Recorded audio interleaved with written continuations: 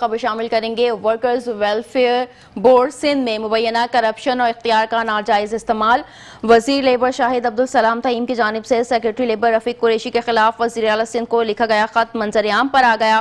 خط کے مطابق رفیق قریشی نے گورننگ بورڈ کی 32ویں میٹنگ کے فیصلوں کی خلاف ورزی کی ہے۔